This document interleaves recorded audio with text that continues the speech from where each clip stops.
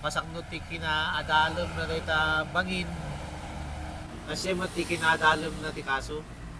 Patuloy ang investigasyon ng mga otoridad sa pagkamatay ni dating Undersecretary and DPWH na si Maria Catalina Cabral. Ayon kay Consular Nino, nakausap niya ang driver ng sasakyang sangkot sa insidente at sinagot umano nito ang ilang katanungan. Pero wala talagang concern.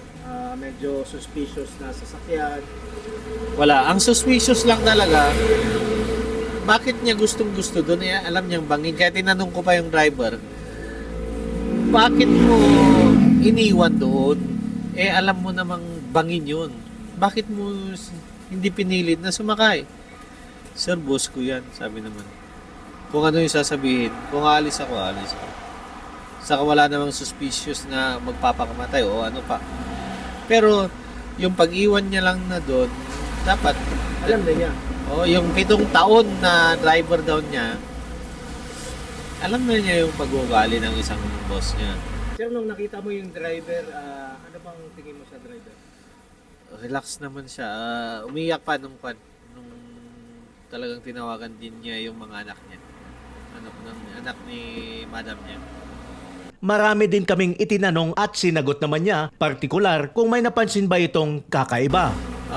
Ang pinagtataka ko lang, yung sasakyan na kaninong sasakyan yan, kako? Kasi nai-interview ko pa siya nung una kasi wala pang masyadong pumunta pa eh.